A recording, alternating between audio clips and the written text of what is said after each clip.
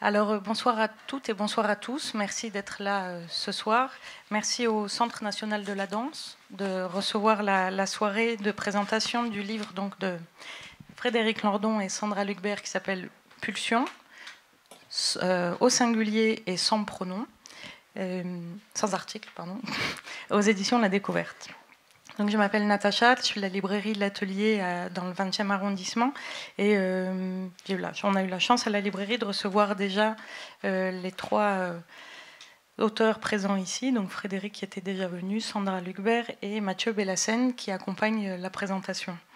Nous allons avoir 1h30 de discussion. Et ensuite, on pourra se retrouver tout en bas ou juste là sur le palier et puis tout en bas à l'entrée. Alors, je vais faire nécessairement une toute petite mise en présentation, enfin, tout de même dire quelques mots de vous trois, de vos œuvres, très très rapide parce que je présume que tout le monde sait déjà qui vous êtes, ce que vous avez fait. Donc, je commence par Sandra Lucbert, tu es agrégée de lettres, diplômée d'études psychanalytiques. Tu as enseigné une dizaine d'années et tu as publié à ce jour 5 livres, plus celui-ci. Donc, je vais dire les titres. Après tout, ça fait un petit rappel. Le tout premier, c'était Mobile en 2013 et puis La Toile en 2017, qui ont tous les deux été publiés chez Flammarion. La Toile était sous forme de roman épistolaire. Paraît en 2020, Personne ne sort les fusils, au Seuil. C'est, je le dis évidemment très rapidement, c'était sur le procès des 7 dirigeants de France Télécom. Et ce livre a marqué les esprits. Et en 2021, suit Ministère des Comptes Publics chez Verdier dans la collection La Petite Jaune, si vous la voyez, je pense, qui détricotait le discours du monde de la finance via l'exemple de la dette publique. Et en 2024, aux éditions Amsterdam, paraît Défaire-voir, littérature et politique, qui serait une sorte de théorie de la littérature politique ou de la politique de la littérature sur ce que fait la langue, comment elle fait apparaître la violence sociale. Voilà pour Sandra. C'est très sommaire, vous m'en voudrez pas. C'est pour aller vite qu'on passe évidemment au vrai sujet de ce soir. Frédéric Lordon est donc chercheur en philosophie au CNRS. Toujours économiste ou Oh là, c'est de l'histoire ancienne, ça. Tu animes un blog très suivi au monde diplomatique, La Pompe à Finance, avec PHYNANCE, et tu as publié de nombreux livres. Alors le tout premier, c'était 97 chez Albin Michel, et là vraiment, je ne vais pas tous les faire, promis. Je vais donner juste quelques jalons, mais après tout, ça nous habitue les oreilles, vous verrez, ça donnera la teinte aussi, tout comme pour ceux de Sandra, de la soirée. Je regroupe par éditeur, il y a eu chez Amsterdam, il y a eu le collectif Spinoza et les sciences sociales, et ça c'était en 2008. Puis en 2019, c'était Spinoza et les passions du social, ça a bifurqué, et ça c'était chez Amsterdam. À la Fabrique, il y a eu Capitalisme, désir et serviture. Je redate un peu, ça fait 2010, suivi de Imperium et Vivre sans. Et au Seuil, je rappelle d'un retournement l'autre, qui avait fait aussi un peu, peut-être pas scandale, mais qui avait un peu secoué les lecteurs, parce que c'était une pièce de théâtre. Et ça, c'était en 2011, elle est toujours disponible en poche. On suivit La Société des affects et Les affects de la politique en 2016. Je cite vite fait La condition anarchique qu'on trouve aussi au Seuil. Et voilà, le paysage est dessiné, j'en rate, mais on passe vite. Et donc Mathieu Bellassène, toi tu es psychiatre, tu exerces aujourd'hui dans différentes structures, mais tu as dirigé le pôle psychiatrie à l'hôpital d'Asnières. Et précisément dans cet hôpital-là, suite à des enfermements abusifs, au moment du confinement, tu as lancé l'alerte, ce qui aujourd'hui te vaut de ne plus travailler dans cet hôpital, mais surtout d'avoir obtenu le statut très officiel de lanceur d'alerte. Tu as publié 3 livres à la Fabrique. Vous voyez que c'est assez cohérent en termes éditorialement. À la Fabrique, La santé mentale en 2013. À la Découverte, La révolte de la psychiatrie, c'était avec Rachel Knebel. Ça, c'était en 2020. Et puis chez Libertalia, c'est Abolir la contention, et qui est sorti en 2023. Et à ce sujet, il y a un appel que tu as lancé sur la contention qui est disponible là dans le journal Le Monde tout récemment. Voilà. Avant de nous lancer dans le détail, Sandra voudrait faire un préambule. Bref, tous les deux. Voilà. Oui, alors merci d'abord au Centre national de la danse, à Sandra Aurin, à son équipe, à la technique pour la sonorisation. Merci aussi à David Even pour la captation. Et merci à vous deux d'avoir lu ces 600 pages. Merci aussi à Lauriane Bellassène qui devait être là ce soir, qui finalement ne peut pas. Et en effet, s'il est quasiment impossible de présenter de manière satisfaisante 600 pages en 1h30, en revanche, il nous semble qu'il est possible d'essayer de faire saillir notre système d'intention de manière liminaire en passant par quelques vignettes. Première vignette, un procès. Le procès Pellico, où tout est dit des abysses de la perversion masculine autorisée par le patriarcat. Au même moment, au moment du délibéré, précisément, du délibéré du procès Pellico, en Allemagne, une chaîne Telegram, un rape chat, a été démantelé, sur lequel 50 000 hommes échangeaient des tuyaux pour violer ou faire violer des femmes sédatées. Deuxième vignette, une tribune dans Haaretz. Un psychologue israélien a mené des entretiens avec des soldats israéliens de retour de Gaza. L'un d'eux déclare, je cite, « Je me suis senti comme un nazi. C'est comme si nous étions les nazis et eux, les juifs. » Troisième vignette. Un désert médical en France, à Pont-Audemer. 2 dentistes roumains s'y installent. Ils ont plié bagages au bout de quelques mois, épuisés de harcèlement, épuisés d'injures racistes qui leur étaient adressées continuellement. Plutôt donc, en France aujourd'hui, des chicots pourris que des dentistes roumains. Vignette numéro 4. Il s'appelle Nico Cado Avocado. Il est jeune, il est beau, il est influenceur vegan. Un jour, sa commu lui signale qu'il faut qu'il lâche un peu sur son véganisme. Dont acte, Nico Cado commence à manger n'importe quoi, ses scores de vue augmentent, plus il mange, plus ça augmente, alors il passe à la pratique du mukbang. Le mukbang consiste à avaler des quantités faramineuses de junk food, sur YouTube bien entendu. Le succès est inespéré, les scores cette fois-ci explosent, Nico Cado devient richissime, il prend 110 kilos, et pour finir, il se filme en direct en train de baffer, de vomir et, de déféquer au lit avec son amoureux, parce que si la pratique du mukbang fait exploser les scores de vue, elle induit aussi une certaine incontinence. Des faits donc qui appartiennent à l'évidence au domaine du politico-historique et dont on sent, non moins évidemment, que les outils habituels des sciences sociales de réflexion sur le politico-historique n'en apporteront pas l'intelligence complète. D'où peut venir le complément d'intelligibilité d'un seul endroit, de la pulsionalité, de l'inconscient, de la psychanalyse. J'ajoute juste une petite chose. Là, ce que Sandra vient de dire, normalement, est assez pour vous faire sentir la nécessité de revenir à la psychanalyse, d'y revenir pour elle-même, d'une part, et puis d'y revenir surtout, puisque c'était ça notre intention, pour éclairer des faits politiques et sociaux. Bon. Je voudrais que vous soyez sensible à l'un des gestes de ce livre, qui est précisément de réinstaller la psychanalyse dans le champ intellectuel, d'où elle a disparu depuis des décennies, pour des raisons qui ne lui sont pas étrangères, en tout cas qui ne sont pas étrangères à l'institution psychanalytique elle-même, qui a beaucoup contribué à faire son propre malheur. Mais le fait est là, on voit bien que il y a lieu de réinstaller les manières de penser de la psychanalyse qui ont déserté les esprits. Et moi, j'ai l'impression que quelque chose se passe. Hein. Donc nous, on voudrait contribuer à cette réinstallation, n'est-ce pas? Il y a un moment, je crois, il y a une sorte de frémissement autour de la psychanalyse qui est en train de se produire. Et donc, avec ce livre, nous avons souhaité en être. Bon. Alors, évidemment, ce livre était une sorte de gageure, vous comprenez, parce que c'est...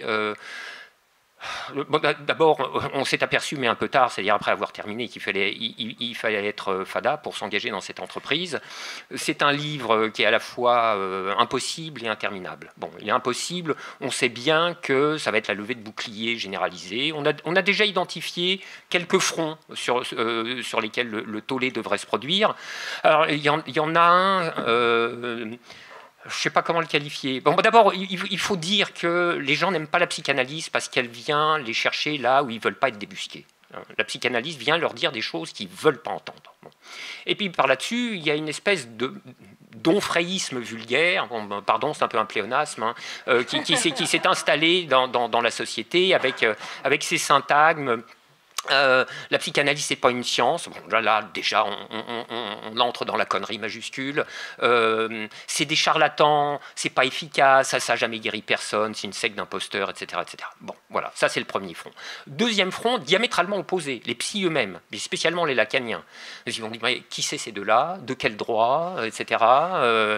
On ne les a jamais vus. Ils n'ont même pas de clinique. Enfin, s'ils en ont un peu, mais de seconde main, c'est vraiment pas formidable. Et puis alors les lacaniens vont se sentir agressés. En fait, ils auraient tort. Hein. S'ils lisent convenablement, ils verront que Lacan est bien plus célébré qu'il n'est éreinté. On a été capable de reconnaître ses intuitions fulgurantes, on les a reprises à notre compte, on les a réélaborées à notre manière. Bon, pour le reste, il reste quelques désaccords, on n'a pas pu s'empêcher d'en parler non plus. Hein. Et puis il y a un troisième front, alors lui, il est insaisissable. Il est pulvérulent. Si vous voulez, on va en parler dans 2 secondes. Il y a au milieu du livre une très grosse partie qui est absolument centrale en tous les sens du terme, qui est la narration conceptuelle d'une psychogénèse. Alors, comme c'est une narration, elle est bien faite pour activer tous les mécanismes d'identification. Donc les gens d'abord vont se reconnaître, puis après ils vont se braquer, ils vont dire, mais moi c'est pas comme ça, mais c'est pas du tout ça, moi c'est pas ça qui ressemble à ma psyché, non, non, non. Alors évidemment là on va avoir des problèmes, il va falloir expliquer longuement le statut méthodologique du livre, de ces énoncés qui n'avaient pas vocation à reproduire à l'échelle 1-1 l'infinie variété des complexions psychiques. Nous, on a fait un travail particulier qu'on pourrait nommer en empruntant à Durkheim. Durkheim, il a écrit les formes élémentaires de la vie religieuse. Et dans le titre, ce qui compte, c'est élémentaire. Nous, en quelque sorte, on a écrit des formes élémentaires de la vie psychique. Donc, les éléments, ils sont là. Ce qui nous ferait vraiment extrêmement plaisir, c'est que des gens s'en saisissent et puis qu'ils en fassent ce qu'il faut en faire, c'est-à-dire qu'ils les injectent dans une combinatoire. Donc les éléments d'une main, la manivelle dans l'autre, et puis qu'ils tournent, ils tournent. Et alors là, s'ils faisaient ça, ça nous rendrait très heureux. Voilà. Bon, pardon.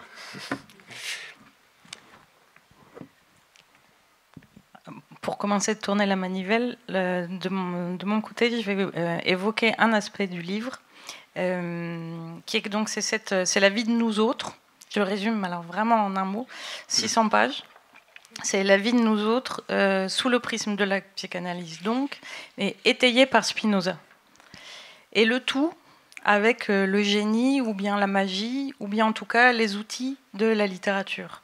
Et c'est donc là, à cet endroit-là, que j'interviens pour vous demander tous les deux, parce qu'il faut insister sur cette écriture-là, souligner ce travail, ce choix de l'écriture singulière est vraiment très spécifique, mené sur 600 pages, qu'on a déjà pu entendre dans vos livres respectifs d'ailleurs, et qui est faite de ruptures syntaxiques, de ruptures de registres, avec beaucoup d'inventivité, même d'invention de mots, des jeux de mots jamais prétexte, mais toujours très très articulé, avec un usage tout à fait particulier des pronoms qu'on retrouve tout au long. Et donc ça court donc sur les 600 pages. La question, si on devait la formuler ça ainsi, c'est pas tant pourquoi avoir utilisé cette écriture-là, mais surtout qu'est-ce qu'elle vous permet. Et qu'est-ce que vous permet la littérature, puisque c'est de littérature qu'il s'agit dans ce livre-là, qui se présente aux éditions de la Découverte comme un essai, mais qui est de la littérature, littéralement. Et vous avez en plus recours, tous les deux, à ces pouvoirs-là de la littérature. C'est-à-dire c'est quand même un livre écrit à 4 mains. Est-ce que vous pouvez nous... Alors, je prends la parole, la première, sur cette question parce que c'est mon domaine plus spécifique de m'intéresser à ces questions de forme. Mais effectivement, il y a dans ce livre une proposition très particulière. Moi, je n'appellerais pas ça une proposition de littérature parce que je suis très rigide sur ce qu'il faut appeler littérature, mais je pense qu'il s'agit d'une philosophie hybridée de littérature, ça sans doute, et selon un gradient qui n'est pas le même partout à l'intérieur du livre. Vu de loin en tout cas, parce que le livre paraît aux éditions La Découverte, parce qu'il s'agit d'une proposition de ce que nous appelons une psychanalyse matérialiste, on peut génériquement penser qu'il appartient aux sciences sociales. Or, qui dit sciences sociales aujourd'hui dit absence complète d'intérêt pour la forme des textes. Ce n'est pas le cas de notre livre, bien au contraire, nous considérons que la forme fait partie des moyens de la pensée. Et à cet égard, nous sommes très contents, Natacha, que ce soit toi qui nous interroge, parce que nous pensions que ta circulation de la littérature aux sciences sociales te rendrait sensible à cette dimension. Et c'est moi qui suis abonnée aux remerciements ce soir. Nous voulions aussi remercier les éditions La Découverte d'avoir accepté de jouer avec nous ce jeu d'un livre de sciences sociales, mais dans une forme parfaitement inhabituelle et atopique. Comment se manifeste ce caractère atopique? Il se manifeste d'abord par l'hybridité, d'abord et totalement en fait, par l'hybridité. Une hybridité qui n'est pas de préciosité, qui est au contraire commandée par 4 nécessités à l'intérieur de ce livre. La première, c'est l'objet. Je vais en parler dans un instant. L'hybridité vient également de nos moyens et de nos écritures respectives. L'hybridité procède de nos intentions. Et enfin, l'hybridité est induite par notre méthode de pensée. Donc 4 raisons que je vais essayer de déplier un peu précisément. Alors, l'hybridité de ce livre est imposée par ce qu'il cherche. Qu'avions-nous à saisir dans ce texte? Nous avions à saisir l'intrication du plus particulier, la psyché individuelle, et du plus social, les normes collectives. L'articulation donc entre les normes collectives et les structurations psychiques individuelles. Ce qui implique que nous devions passer par de très grands nombres de changements d'échelle, et plus encore tenir ensemble ces changements d'échelle. Dans Personne ne sort les fusils, un des livres que Natacha a cité tout à l'heure, j'appelais ce genre de livre des microscopes-télescopes. Je faisais référence alors à une remarque de Proust dans la recherche du temps perdu, qui s'étonnait qu'on le félicite d'avoir utilisé un microscope dans la recherche, alors que, disait-il, il avait employé un télescope pour, je cite, dégager les lois sociales. J'ajoutais dans le livre, les lois sociales se disent dans tout, les lois sociales se voient partout. Ici aussi, les lois sociales se voient, se disent dans les psychés, et c'est cette opération-là que nous avons essayé de mener dans la forme. Elles se disent et se voient dans les psychés. Comment ça se manifeste à l'intérieur du texte, cette histoire de microtélescope? Eh bien, justement, en résonance avec ce qu'a dit Natacha à l'instant, ça se manifeste par une sorte de gradient du microtélescopique. Certaines parties, il y a 5 parties dans le livre, certaines parties relèvent du microscope pur, par exemple la première partie, qui est une reconstruction du concept de pulsion en discussion avec Freud, mais d'autres parties relèvent du télescope pur, par exemple la 4e partie, qui est une reconstruction du concept de symbolique. Et il y a la partie centrale que Frédéric a évoquée, la 2e partie, qui quant à elle est clairement microtélescopique. En effet, elle s'intéresse à cette configuration psychique que la psychanalyse appelle la névrose, c'est-à-dire cette configuration psychique dans laquelle la pulsion se coule autant qu'il est possible dans les canalisations collectivement prescrites. Au rebours, la 5e partie du texte, la dernière, est également microtélescopique. Celle-ci s'intéresse à ce que la psychanalyse appelle la psychose, c'est-à-dire cette structure dans laquelle la pulsion, pour le coup, échappe en partie aux canalisations collectives. Dans ces 2 parties-là, nous sommes dans l'empirique. Il était impossible de faire du micro seulement, du télescope seulement, donc nous étions fatalement amenés à chercher une manière de faire du microtélescopique. Quelle est la différence entre le microscope pur, télescope pur et le microtélescope? C'est en effet la différence entre 2 ordres de pensée et les 2 écritures qui leur correspondent. Lorsque la partie microscope pur sur la pulsion ou la partie télescope pur sur le symbolique, lorsque ces parties fonctionnent, elles fonctionnent dans l'ordre des concepts. C'est-à-dire qu'on peut séparer le micro et le macro pour mener la réflexion. Et le registre induit ici, automatiquement, c'est le registre philosophico-analytique. Et c'est Frédéric qui s'est chargé d'écrire ces parties-là. Au rebours, les 2 parties que j'ai indiquées, enfin plus exactement la deuxième, la partie centrale, psychogenèse, vide modus, celle-ci, elle impliquait que nous ne pouvions plus séparer le macro du micro, qu'il nous fallait même prendre en compte leur nouage et faire de ce nouage le cœur du propos. Et ici, la philosophie devait s'hybrider. Comme il s'agissait de moi comme 2e auteur, elle s'est hybridée de littérature et plus précisément, comme l'a dit Natacha, de narration. Donc l'hybridation de narration, en fait, nous a permis d'entrer dans les situations empiriques. La dernière partie que j'ai évoquée brièvement sur la psychose a été écrite directement par nous, par nous 2 ensemble, j'en redis un mot dans un instant. On comprend donc que l'hybridité, en fait, nous était d'abord imposée par notre objet, ensuite imposée par nos moyens respectifs, c'est-à-dire nos écritures, nos régimes de pensée à chacun. Cependant, et c'est peut-être pour ça, Natacha, que tu avais le sentiment que tout avait été écrit dans un continuum, l'hybridité formelle ne doit pas faire oublier qu'ici, le système de pensée est parfaitement commun. Là, nous avons tout élaboré ensemble, les concepts, la construction, les conducteurs, et nous nous sommes relus et amendés énormément, ce qui donne une grande unité, malgré l'hybridité très grande du texte. Pour le dire un peu simplement, ce livre a été conçu dans une division du travail, mais avec une intervention constante de l'autre sur ce qui avait été fait préalablement, en sachant que lorsque c'est l'un ou l'autre qui écrit, il écrit à partir de ce que nous avons élaboré ensemble. Donc il y a tout un travail comme ça de navette qui produit l'unité et qui nous a amené en fait qui a créé finalement une troisième possibilité d'écriture dans ce texte, ce que nous appelons un troisième auteur. À force d'écrire ensemble, nous nous sommes mis à écrire directement ensemble. Au bout d'1 an et demi, la dernière partie, celle sur la psychose, nous l'avons écrite directement à deux, de même que les textes introductifs et conclusifs, texte introductif que nous avons appelé « Pourquoi faire » et texte conclusif que nous avons appelé « Coda », dans lequel, c'est un texte de 4 pages, mais dans lequel nous ramassons toute la progression du livre. Ces 2 textes-là, ils ont été écrits directement ensemble.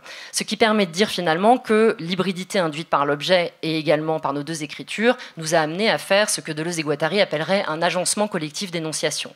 Mais ici, ça n'est pas une vaine formule. Alors, troisième chose, je disais tout à l'heure que nous avions 4 raisons d'avoir produit un livre hybride et de n'avoir pas pu faire autrement, en quelque sorte. La troisième raison, c'est que l'hybridité tient à nos intentions. Frédéric en a dit un mot à l'instant. L'une de nos intentions principales, c'était de participer à remettre la psychanalyse en circulation dans la vie intellectuelle, comme un outil parmi les autres, en particulier chez les matérialistes, dans la gauche radicale, etc.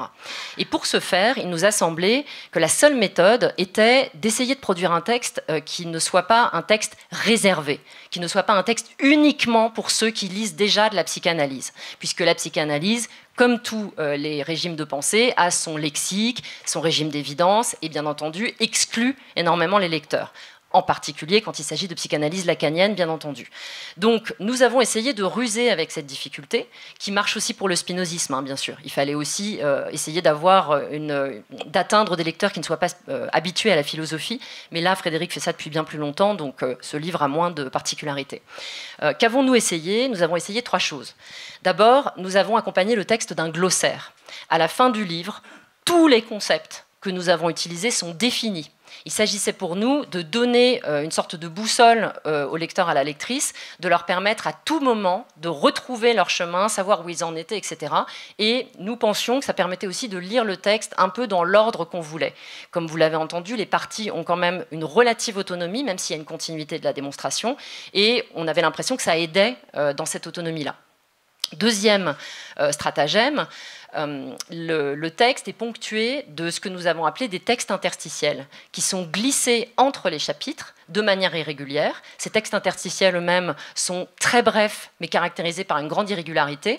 Et le but ici était de créer une sorte d'aération, de rompre la scie démonstrative, qui fait partie, surtout à mes yeux de littéraire, des caractéristiques parfois pénibles des livres de sciences sociales. Et troisième stratagème, les développements pointus, parce qu'il y en a dans le livre, donc notamment les développements très spinozistes ou très lacaniens. Nous savions d'expérience à quel point, d'expérience là je parle pour moi, parce que moi j'ai eu droit à Spinoza sans le comprendre, ça a été très dur et j'ai dû m'y mettre, et je sais ce que ça fait, et même chose pour Lacan. Nous avions d'expérience à quel point ça peut être violent, à quel point ça peut décourager la lecture, donc il s'agissait absolument de ruser avec ça, et nous avons donc donné à toutes ces démonstrations pointues un statut très particulier. Soit lorsqu'elles sont longues, nous les avons renvoyées en annexe, soit lorsqu'elles sont brèves, surtout lorsqu'elles prennent place dans le cours d'un raisonnement et qu'il n'est pas possible de s'en passer, nous les avons écrites dans une police différente, dans une police qui permet une sorte de décrochage et qui, pour le dire très prosaïquement, permet de sauter ces textes-là lorsqu'on n'a pas envie de se cogner une démonstration lacanienne ou spinoziste. Voilà pour l'hybridité. Je pense que vous commencez à apercevoir le nombre de textes différents qui sont réunis à l'intérieur de ce volume. Donc des textes hybrides déjà dans le corps du texte, le troisième auteur, les textes interstitiels, le glossaire, les décrochages. Ça fait beaucoup de formes de texte, mais nous avions l'impression que c'était une manière, par ces multiples énoncés, d'arriver à donner vie à des choses qui sont quand même très très conceptuelle. Et justement, la quatrième raison de l'hybridité, elle tient aussi à cette nécessité-là. Cette quatrième cause, je l'ai appelée tout à l'heure notre méthode de pensée. Notre méthode de pensée, c'est la fameuse psychogenèse, c'est-à-dire une genèse au ras des expériences de l'humain, enfin de l'individu. Je vais préciser dans un instant. Cette genèse trouve tout son déploiement dans la deuxième partie, mais elle rayonne dans la totalité du livre. Alors, comment ça fonctionne cette chose-là? J'ai dit que c'était la construction psychique au ras des expériences. Au ras des expériences de qui? Du mode humain. Spinoza appelle les humains des modes finis humains. Spinoza a beaucoup de qualités, il n'a pas celle de faciliter l'exposition pour des non-initiés, donc il nous a fallu inventer quelque chose, et nous avons inventé un personnage. Pas n'importe quel personnage, un personnage conceptuel, au sens, encore une fois, de Deleuze et Guattari, dans Qu'est-ce que la philosophie, c'est-à-dire un personnage qui nous permet d'accéder à la forme d'expérience et à la forme de vie qui sont repliées dans un concept. Ici, quel est le concept en question? C'est le concept de mode.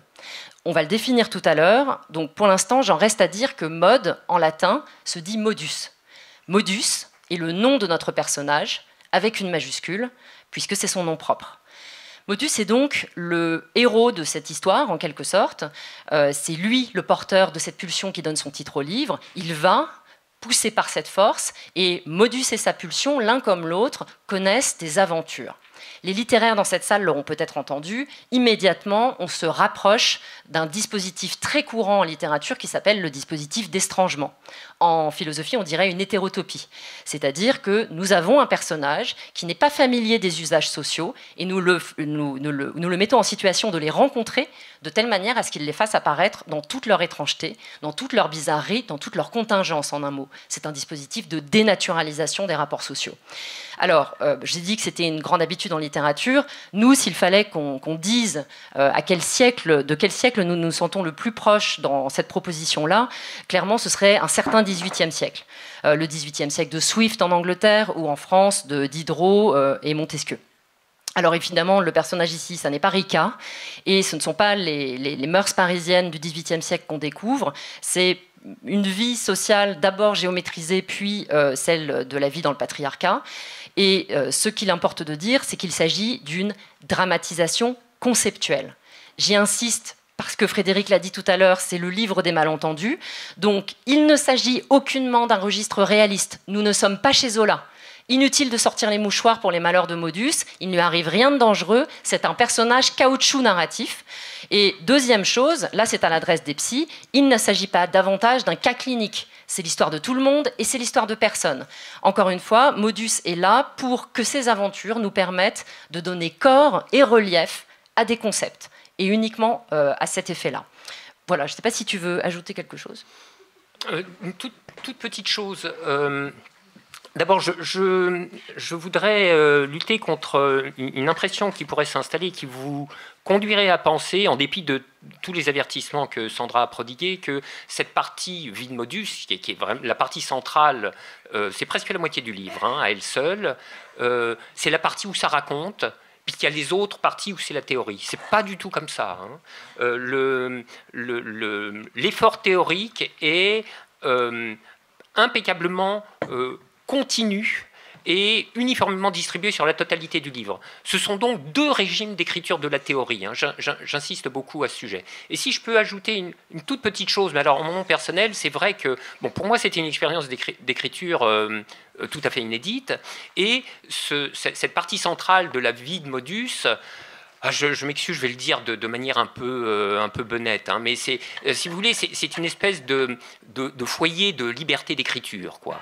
Et ça a irradié dans la totalité du livre, y compris dans les parties dont j'étais plus spécifiquement en charge, et il s'en est suivi pour moi des autorisations à écrire différemment de ce que je pratique dans mes autres livres, et j'en ai été bien content. Je me dis que pour le livre d'après, vu que je le fais tout seul, on dirait qu'il est redevenu très chiant, quoi. Bon, bah, ça sera comme ça, on saura à qui c'est dû. Hein, voilà. J'enchaîne. Ouais. Bah non, je ne vais pas enchaîner quand même, ça ne se fait pas. Non, toi, tu fais pas ça. Poète. Bon. Oui, alors je vais faire un petit peu le... Hein, bon. Donc l'ouvrage de Frédéric et Sandra, il se nomme donc Pulsion au singulier. Natacha l'a très bien rappelé, puis vous pouvez le voir. Et le sous-titre, tu ne l'as pas dit, c'est capitalisme et pulsionalité. Alors, je ne vais pas redire... Ah merde, vous avez rajouté fascisme. Oui, mais parce que j'ai eu 15 versions différentes, alors merde. Bon, bah alors du coup, j'arrête tout. Bon, on va voir. Bon, voilà. C'est un ouvrage donc dense, vous l'aurez compris, à la prose enlevée. Et alors, dès les premières pages, donc, vous pourrez savourer le trajet de Modus, bon, comme tu viens de le dire, et du petit mode, parce qu'il y a le petit mode avec ses aventures.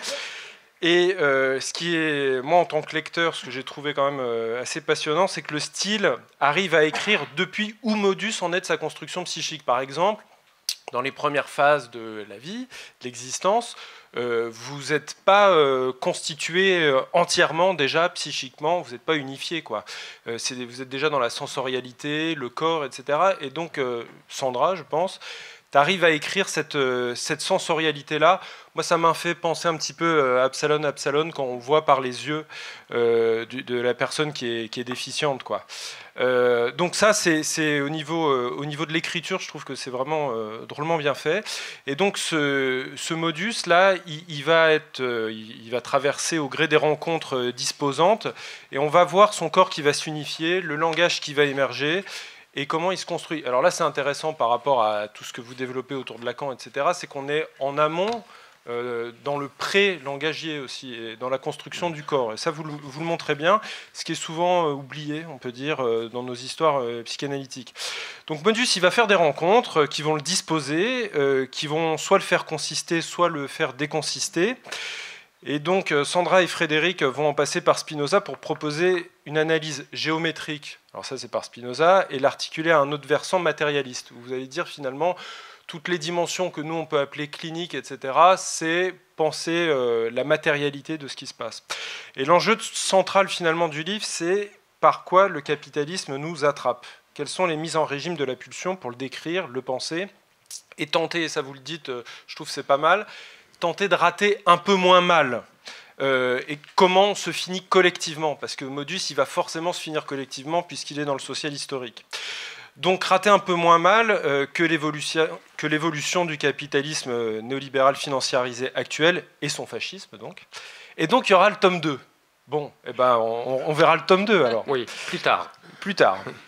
Ce livre vient à point nommé pour relancer la question de l'inconscient. Alors je souscris à ce qui a été dit. Nous on a fait un petit groupe où Sandra d'ailleurs était, Psychanalyse et Révolution là, à Libertalia, à Montreuil. Et où on se disait finalement il y a tout un tas de concepts dont on n'a pas besoin. Par exemple la castration on n'a pas besoin, le DIP on n'a pas besoin. Il y a plein de choses dont on n'a pas besoin en fait pour penser, en tout cas en tant que clinicien, qu'est-ce qui se passe dans le lien, quoi, qu'est-ce qui se passe dans le transfert et des choses comme ça. Donc il y a peut-être des choses à repenser au niveau conceptuel. Et vous, finalement la question de l'inconscient, vous l'articulez à 4 inconscients plus 1. Alors... il faudra lire le livre pour savoir ce que ça veut dire. Et dans l'analyse et les luttes contre le capitalisme, vous essayez de penser ce qui nous attrape toutes et tous, chacun et chacune, dans nos processus de subjectivation, par nos processus de subjectivation. Et bon, et du coup, c'est pas n'importe quelle psychanalyse et pas n'importe quels inconscients dont vous parlez.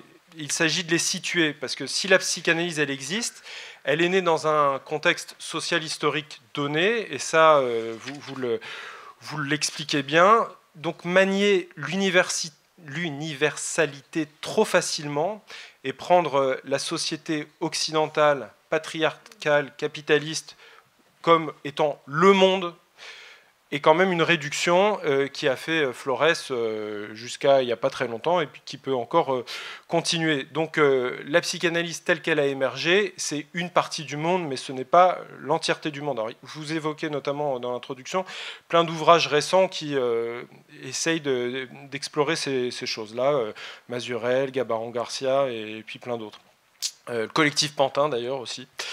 Donc tout au long du livre, vous redéployez des concepts nombreux, vous en inventez beaucoup. Alors il y a l'objet zéro, avant l'objet petit a, il y a plein d'autres choses que vous verrez. Il y a aussi le cerveau, SERVO, vous verrez ce que c'est. Et puis donc le glossaire, je vous le dis, il n'est pas inutile, quand on n'est pas un aficionados de la pensée de Spinoza, ce qui est absolument mon cas. Et donc tout ça pour dire pulsion au singulier et pulsionalité. Mais alors du coup... je vais vous poser une question un peu crétine. Si le terme de capitalisme, bon, dans le sous-titre, il peut faire à peu près consensus. Pourquoi ce terme de pulsion? Pourquoi lui? Pourquoi au singulier? Et qu'est-ce que vous voulez dire par pulsionalité? Puisque finalement, ce terme, il revient assez peu dans l'ouvrage. Et est-ce que... alors pourquoi je pose cette question-là? Parce qu'en fait, il y a eu tout un tas d'ouvrages là, récents. Il y en a un qui est paru chez Amsterdam, là, de Carlo Bonomi, sur l'effacement du traumatisme. Et puis d'autres de psychanalystes qui disent finalement la pulsion, c'est un peu le concept où Freud, il va remettre de l'essentialisation. Là où il essayait justement de mettre du lien, du transfert, etc., il va remettre du corps biologique. Et en fait, il va remettre toute sa découverte dans une case qui est bien dommageable parce qu'on va repartir dans la distinction corps-esprit. Alors pour illustrer quand même ce truc-là, je vais vous raconter juste une petite histoire d'hôpital psychiatrique. Un jour, il y a un patient dans le service qui se masturbe dans la télé. Bon, et puis à la réunion le lendemain avec les collègues, les collègues infirmiers disent « Ouais, mais c'est pas possible !» Bon, alors c'était un post-autistique, donc il était un peu autiste, mais il devenait un peu plus psychotique. « Oui, mais quand même, ça va pas, il a ses pulsions. » Bon, ok. Là, il y a quelqu'un qui arrive, qui était psychologue, psychanalyste, qui dit « Je pense qu'il faudrait inviter un psychanalyste nous parler des pulsions dans l'autisme parce que ça nous permettrait de comprendre ce qu'il s'agit chez ce patient. » Bon. Et puis, en fait, moi, tout ça, ça me faisait marrer. Et il se trouvait qu'il y avait une excitation dans l'ambiance du service.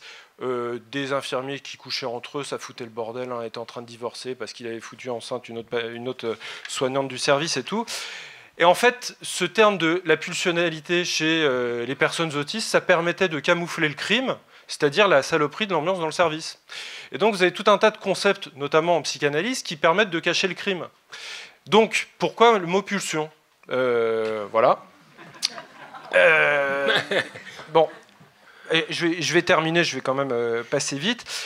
Pourquoi ce terme pulsion? Parce qu'il y a un autre ouvrage de Jeffrey Mason qui a été réédité, là, qui est lui qui a été aux archives Freud et puis qui a fait publier tout un tas de textes qui avaient été caviardés pendant un siècle, quoi. Et il faut dire quand même, il y a un gros point au niveau de la psychanalyse, et là Judith Godrèche, elle a pu en parler d'ailleurs quand elle a été reçue à une mission parlementaire, c'est la question du trauma réel. Parce que Freud, à un moment donné, il recule devant le trauma réel et il construit la théorie du fantasme. Sauf qu'il y a tout un tas de gens qui se font abuser, il y a tout un tas d'incestes. Et Jeffrey Mason, il raconte un truc, c'est quand Freud présente cette histoire de la théorie de la séduction, c'est-à-dire qu'en fait, oui, il y a des traumas réels, oui, il y a des enfants qui se font abuser par des adultes, des hommes qui abusent notamment de petites filles et de petits garçons, et que ça crée des dégâts psychiques. En fait, Freud il va présenter ça devant notamment un mec à Vienne qui s'appelle Krafft-Ebing, qui a fait un gros traité sur les perversions et les paraphilies.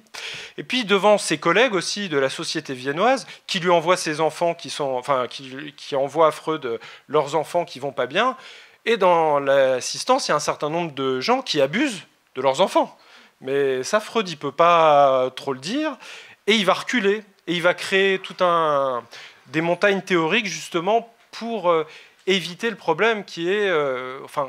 continuer d'éviter le problème qui est que il y a aussi du trauma réel et de l'inceste, et il va du coup inventer le fantasme. Alors il y a aussi des fantasmes, bien entendu, mais le terme pulsion peut aussi permettre de recouvrir la dimension, finalement, une dimension réelle. Bon. Alors, je m'arrête là pour cette première question, et puis il y en aura une autre. Alors, finalement, je vais rectifier la réponse que j'ai faite à Natacha tout à l'heure. Je ne suis plus économiste, mais j'ai quelques restes. Alors, tu sais, les économistes ont inventé un truc qu'ils appellent la loi de Gresham. La loi de Gresham, ça dit « la mauvaise monnaie chasse la bonne ». Ah, il ne faut pas que tu cèdes à une loi de Gresham. Qu'il y ait des mauvais usages de la pulsion, ça, on n'en doute pas. Hein. Il ne faut pas qu'ils chassent les bons. Bon. Alors, nous, on essaye de défendre un usage dont nous considérons qu'il est bon.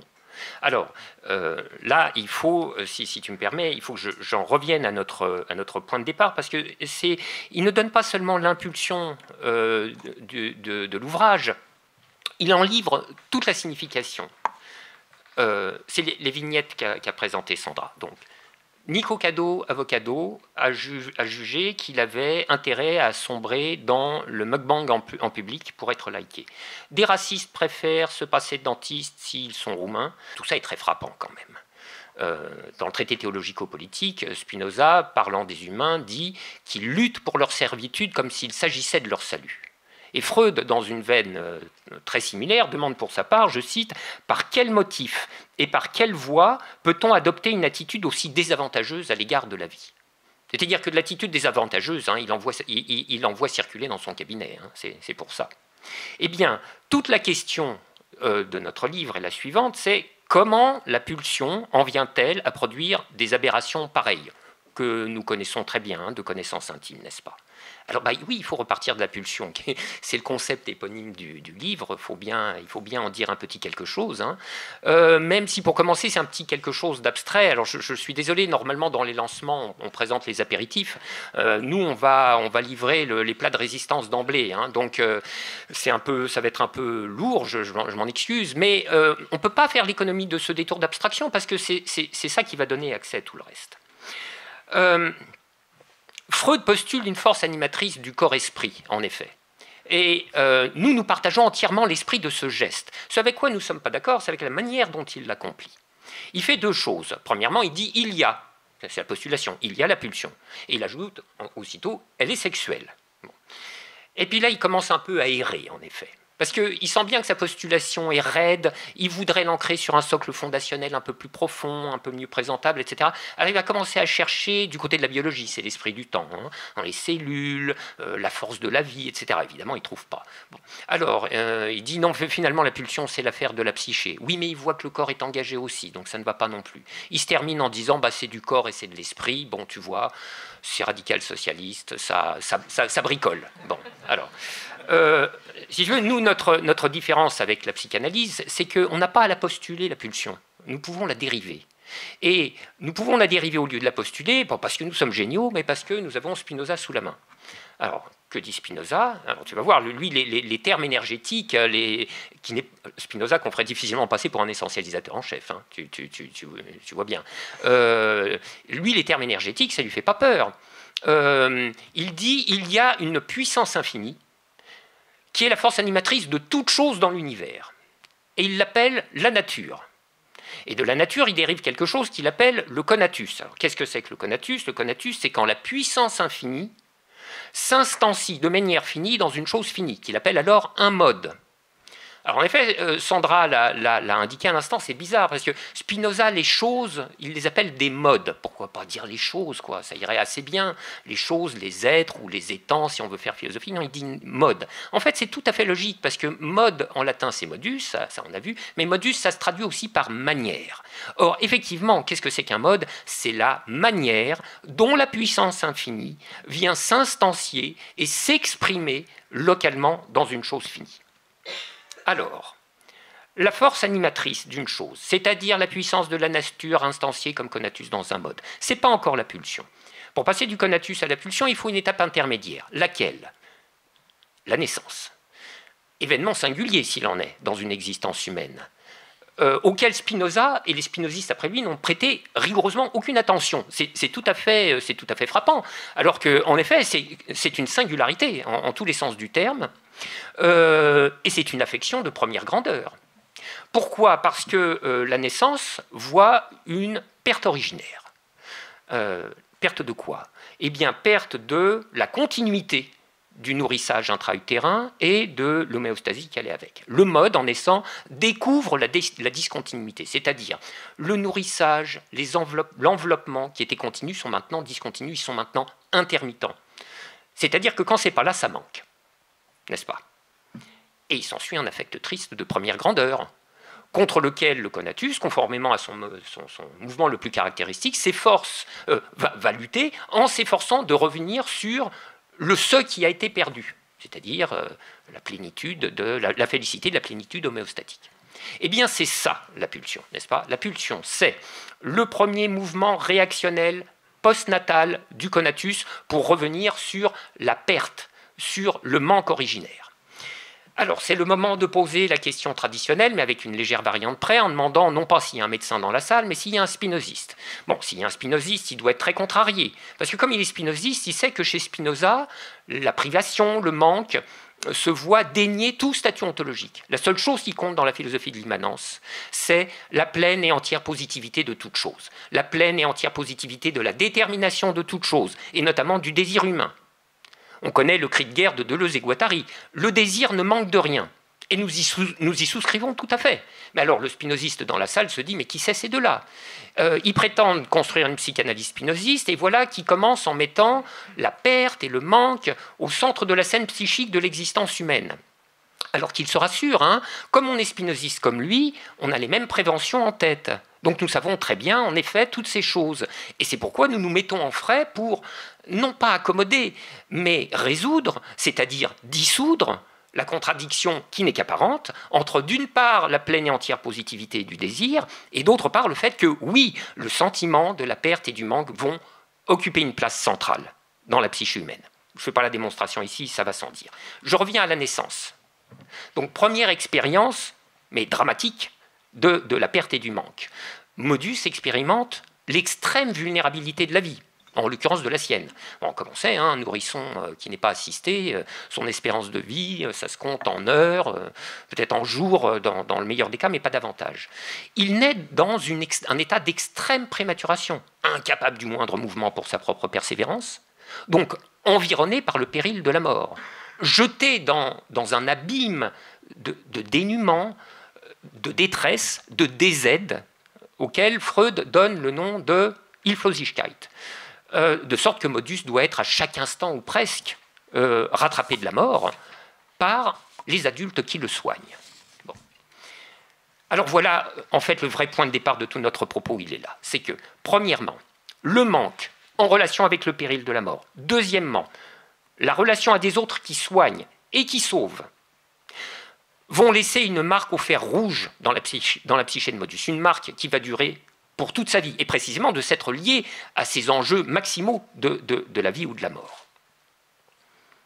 De sorte que dans toute expérience ultérieure, du manque, spécialement en relation avec des autres, il y a comme un fil invisible qui reconduit à ces terribles premiers temps originaires, et qui en réactive toutes les intensités. C'est bien pourquoi le deuil, le chagrin d'amour, la perte des êtres chers, tout ça, c'est des épreuves incroyablement difficiles à surmonter, pour cette simple et bonne raison que tous ces échos originaires reviennent avec une force incroyable. Alors, ceci étant posé, la question, la nôtre maintenant, est la suivante. C'est comment la force animatrice fondamentale du conatus devenu pulsion se configure-t-elle? Comment en vient-elle à s'organiser pour déterminer ses propres buts? Ou, dit plus simplement, qu'est-ce que le mode va faire de sa fucking force animatrice? À quoi va-t-il l'employer? Est-ce qu'il va l'employer à s'abîmer de racisme? À devenir mukbangien sur Internet? À maltraiter ou martyriser d'autres personnes? Vous voyez, la puissance de la nature nous a dotés d'une force, j'allais dire personnelle, il faudrait dire modale. Il semble que la plupart du temps, nous en fassions, et ça nous le savons aussi de connaissances intimes, hein, la plupart du temps, il semble que nous en fassions n'importe quoi. La question est donc, comment venons-nous à ça? Comment nous disposons-nous à ce n'importe quoi? Et la réponse, paradoxale s'il en est, c'est par stratégie. Là, vous pressentez immédiatement que le mot stratégie va devoir être compris tout autrement que dans ses coordonnées habituelles, qui sont celles de l'utilitarisme individualiste, c'est-à-dire une stratégie, c'est un problème explicitement posé par la conscience, et puis une élaboration plus ou moins rationnelle de cas de solution, etc., etc. Bon, une stratégie, ça ne va pas du tout être ça chez nous, hein. Ici, on va parler de stratégie au sens de Laurent Bove, qui est un immense commentateur de Spinoza, qui a écrit un livre référence qui s'appelle précisément La stratégie du conatus. Et la stratégie du conatus, c'est l'ensemble des ajustements réactionnels en vue de la persévérance que produit le mode au fil de ses rencontres et des affections qui s'en suivent, sous le guidage de la puissance à faire croître. Pour le dire autrement, et plus simplement, vous rencontrez quelque chose, ça vous fait quelque chose, qui vous fait faire quelque chose, mais selon un effort qui est toujours orienté en vue de la puissance. Alors, orienté bien ou mal, c'est une autre question. Mais en tout cas, c'est ça, une stratégie du conatus. Donc, comment dire, il ne faut pas vous laisser induire par le sens usuel de stratégie et par ses connotations. Les stratégies du conatus humain, la plupart du temps, elles sont désastreuses, et ce n'en sont pas moins des stratégies. Alors je reprends. Dans quelles conditions la pulsion se configure-t-elle comme stratégie? Et vous allez voir dans un instant pourquoi il faut en passer par ce concept de stratégie. Comment la pulsion s'organise-t-elle dans une complexion ou dans une structure psychique redéfinissable comme position stratégique au fil des adaptations du mode à ces rencontres? Réponse: sous le surplomb des données de l'événement originaire, c'est-à-dire 1. La chose perdue à retrouver, 2. La Hilflosigkeit, 3. Les autres qui nous en ont sauvés. Alors, qui nous en ont sauvés, plus ou moins, n'est-ce pas? Ça dépend. Ça dépend si les autres sont convenants ou disconvenants. Alors, la pulsion va s'agencer, s'organiser, se configurer stratégiquement, selon le degré de convenance ou de disconvenance qu'elle expérimente, tout spécialement vis-à-vis de ses premiers autres. Face à l'extrême vulnérabilité des premiers temps, les autres sont-ils suffisamment aidants et aimants pour faire surmonter l'épreuve, dans le paysage général de laquelle il entre aussi des facteurs extrinsèques, la guerre, la misère, l'exil, la maladie, etc. Face à tout ça, les autres sont-ils suffisants? Ou bien sont-ils trop indifférents ou négligents? Ou bien sont-ils carrément passés du côté des forces qui agressent? Eh bien, selon la réponse, Modus s'agence comme il le peut, soit en ayant la possibilité de s'en remettre aux autres qui sauvent, et c'est tant mieux pour lui, soit en devant se rencogner seul dans sa défense. Et alors évidemment, sans doute il connaîtra le minimum de la persévérance. Eh bien, à partir de ce principe général, principe de l'agencement selon le degré de convenance expérimenté, nous déduisons des classes, se déduisent des classes de stratégie, qui sont toujours des idéales types. Alors, dans les termes de la psychanalyse, névrose, psychose, perversion, etc. Des idéales types qu'on n'observe jamais telles quelles. Dans les faits, on n'a toujours affaire qu'à des hybrides, n'est-ce pas? C'est la raison pour laquelle nous disons, et nous insistons beaucoup là-dessus, nous disons que les complexions psychiques sont complexes, c'est-à-dire elles sont adominantes avec des noyaux secondaires. Le névrosé obsessionnel pur, ça n'existe pas. L'hystérique étalon déposé au pavillon de Breteuil, pas davantage, n'est-ce pas? Donc on observe toujours des complexions complexes, par exemple à dominante obsessionnelle avec noyau secondaire pervers, ou à dominante paranoïde avec trait secondaire hystérique, etc., parce que toutes les combinaisons sont possibles.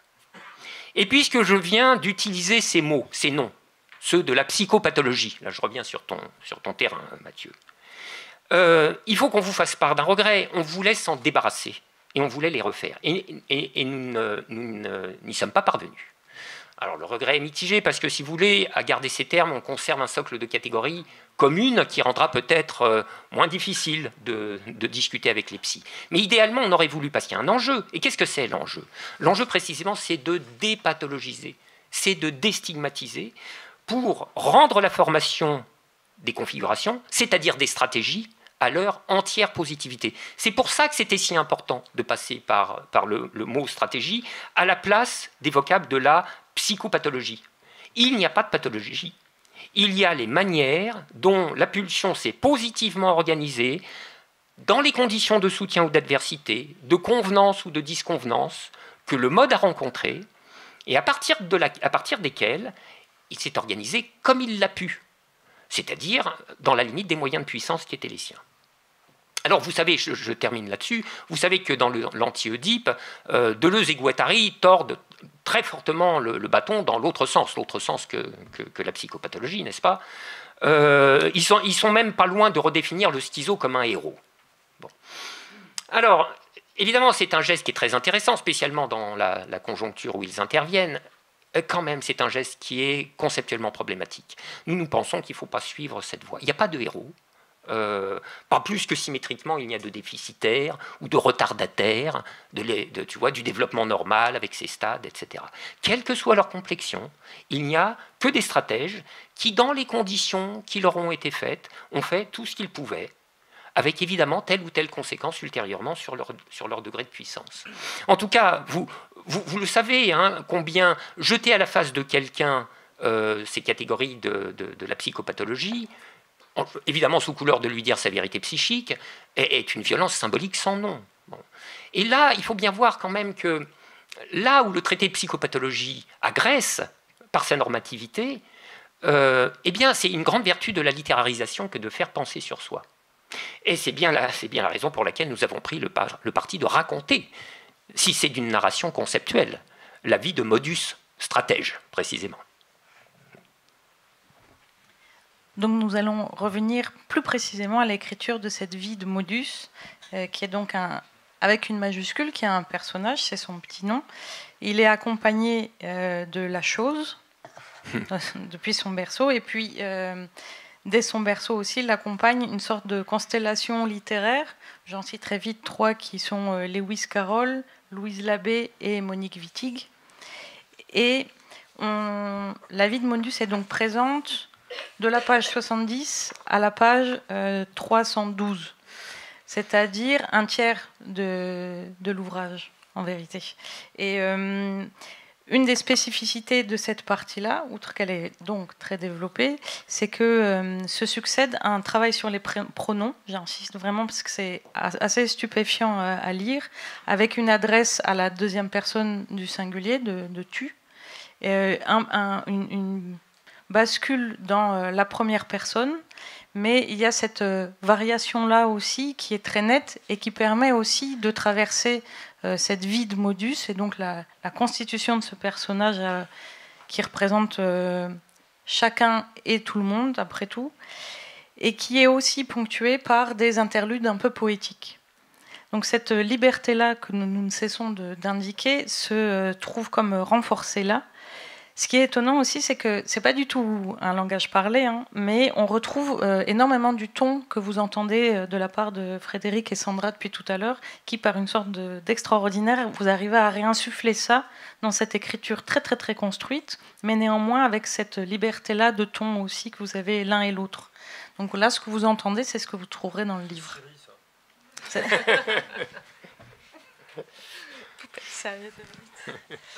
Sandra, est-ce que tu veux bien là, c'est fichu. Nous retracer comment, voilà, reprendre la vie de Modus pas à pas, donc depuis ce moment-là de la naissance, et quelles sont les articulations littéraires qui ont permis de développer tout ça? Alors, je ne sais pas si je pourrais répondre à tout, parce que les articulations littéraires, en plus, ça fait beaucoup. Ce qui est certain, c'est que Frédéric y a insisté, et j'y insiste à nouveau, nous avons cherché dans ce livre à répondre aux 2 questions de Spinoza et de Freud, qui sont vraiment nos 2 guidages. Je les rappelle donc, parce que nous les connaissons par cœur, mais tout le monde ne les a pas en tête. La question de Spinoza, pourquoi les hommes luttent-ils pour leur servitude comme s'il s'agissait de leur salut? La question de Freud à propos des névrosés, dans Introduction à la psychanalyse. Par quel motif et par quelle voie peut-on adopter une attitude aussi désavantageuse à l'égard de la vie? Alors, ces 2 questions, il y a 2 manières d'y répondre qui correspondent à ce que j'ai indiqué tout à l'heure comme polarité. Il y a la manière conceptuelle, dégager l'idée de stratégie dans son concept, comme Frédéric vient de le faire, et il y a la manière génétique qui consiste à raconter comment se construit la stratégie. Et les 2 manières, en fait, répondent à la question, mais très différemment. Donc, effectivement, dans la manière génétique, comme on l'a dit plusieurs fois, la solution, c'est d'en passer par un récit, nous a-t-il semblé. Vie de Modus, la 2e partie, est une histoire en 5 temps qui raconte la constitution progressive des bases fondamentales d'une position stratégique en notre sens, c'est-à-dire ce que la psychanalyse appelle une structure psychique. Si on veut le dire en termes spinozistes, Vie de Modus raconte les aventures connatives de Modus, c'est-à-dire ses tâtonnements stratégiques au fil des rencontres en vue d'accroître sa puissance d'agir. Et ceci à une période extrêmement particulière de la vie humaine. Je le rappelle, même si Frédéric l'a déjà dit, c'est une période très particulière que ces premiers mois et ces toutes premières années, puisque pour 3 raisons en fait. D'abord parce que Modus n'a pas les moyens d'assurer seul sa survie. Ensuite, parce que la hauteur des enjeux, on parle de survie et pas à la légère, il s'agit de vie et de mort, la hauteur des enjeux fait que toutes les dispositions stratégiques qu'il va prendre vont être en quelque façon indélébiles. Elles vont décider de la construction ultérieure de Modus. Elles en donneront les directions. 3e particularité de cette période, j'ai dit tâtonnement stratégique au fil des rencontres, c'est inexact. Comme l'a dit Natacha, la rencontre unique que fait Modus dans cette première période, c'est celle de ce que nous appelons la chose près du berceau. La chose près du berceau, j'ai des camarades qui étaient avec moi à la fac de psycho ici qui reconnaîtront sans doute l'appellation, c'était celle de Paul-Laurent Assoun qui était notre professeur d'épistémologie. La chose près du berceau nous a semblé être une très bonne manière de désigner là où les personnes préposées aux soins de Modus, parce qu'elle ne préjuge pas de la composition de ces personnes en genre et en nombre. C'est-à-dire qu'il peut y avoir une personne, deux personnes, un groupe d'élevage communiste par exemple. S'il y a deux personnes, elles peuvent être assignées au même genre, assignées à un genre différent, ne pas se reconnaître dans l'assignation de genre, ça n'a aucune espèce d'importance dans notre proposition. Nous réfléchissons de manière géométrique, en fonction donc de, comme l'a dit Frédéric également, du plus ou moins de convenance de la relation entre Modus et la chose près du berceau. La vie de Modus, la partie centrale, raconte donc ce que la psychanalyse appelle une vie de névrosée, c'est-à-dire l'installation des structures de la névrose, c'est-à-dire qu'elle raconte cette stratégisation qui se déploie lorsque la relation est suffisamment convenante. Suffisamment convenante, ça veut dire que la chose apporte à Modus l'appoint de puissance matérielle, imaginaire et affectif. Très souvent, moi, je décris vie de Modus en disant que j'ai employé un registre picaresque. C'est un peu inexact pour ceux qui connaîtront la définition, mais il y a quelque chose de ça parce que la stratégie de Modus, en vérité, ressemble beaucoup à une succession d'essais-erreurs. C'est un personnage qui progresse dans les crises. Par 5 fois, il s'élève et par 5 fois, il s'effondre. Les crises sont au principe de ces remaniements. Et qu'est-ce qui cause ces crises ? Eh bien, les progrès même de Modus. À chaque fois qu'il gagne des moyens significatifs, il se redispose et ce faisant, sa perception-compréhension du monde change et avec elle, toute sa stratégie. Autrement dit, ces 5 temps racontent 5 saisies différentes du paysage de persévérance de Modus et les 5 remaniements stratégiques qui vont être impliqués. Alors, je vais brièvement raconter, puisque Natacha m'y invite, le parcours de Modus. J'essaye de faire ça le plus ramassé possible. 5 temps donc. Le premier temps est celui du moins de moyens et de la stratégie la plus désavantageuse. La situation dans laquelle Modus arrive, Frédéric l'a dit, est très compliquée pour lui. Elle ressemble à un chaos. Il vient de la continuité intra-utérine, continuité de l'enveloppement, du nourrissage, et il rencontre la discontinuité de la vie aérienne, où les félicités sont intermittentes et des félicités qu'il n'a pas les moyens d'accommoder. Ceci au premier titre, parce que Modus, en fait, n'a pas même de sentiment de son propre corps à ce stade. Mathieu l'a dit quand il a posé sa première question. Pas de sentiment de son propre corps, parce qu'il n'a pas à ce stade, il ne possède pas la distinction entre l'extérieur et l'intérieur, ce qui va induire un certain nombre d'errements. Par exemple, tout ce qui arrive à Modus, il a l'impression que ça vient de lui-même et lui seulement. Ce qui fait que lorsque des joies lui arrivent, tant mieux pour lui, il s'en attribue la cause, mais lorsque des tristesses lui arrivent, il va chercher à en repousser et à en détruire la cause, c'est-à-dire qu'il va s'attaquer lui-même. Donc on voit bien le problème, une zone de douleur, une zone de son corps lui envoie un signal de douleur, et c'est la zone même qu'il confond avec la cause de la douleur et qu'il va chercher à arracher. Je reprends ici à mon compte les analyses de Pierre Aulagnier, qui, dans La violence de l'interprétation, appelle ce temps l'originaire. Et on voit bien que l'originaire est un temps très périlleux, puisque la situation est difficile, et Modus n'a qu'une stratégie parfaitement défavorable à sa disposition, parce qu'en réalité, en croyant se défendre, il se combat lui-même. Ça change au temps 2. Le deuxième temps, en effet, voit Modus se renforcer. Tout va fonctionner ainsi par renforcement successif. Il gagne de la puissance et, ce faisant, il va bientôt être en mesure de créer l'extérieur. Chez nous, l'extérieur n'est pas une donnée transcendantale, c'est une création immanente. C'est-à-dire que Modus se donne le dehors comme étant la cause de tout ce qui le blesse, de tout ce qui l'attriste et le tourmente. Évidemment, par conséquent, ça va lui permettre aussi de se créer un dedans. Le dedans, ce sera le lieu d'où viennent les bienfaits et qu'il faut protéger, la zone à défendre, qu'il faut protéger contre l'extérieur pluriel et menaçant. Alors, c'est un mouvement conatif de génie, bien entendu. Il vient d'instituer l'espace en fonction de ses polarités affectives et ça lui permet d'engager une défense.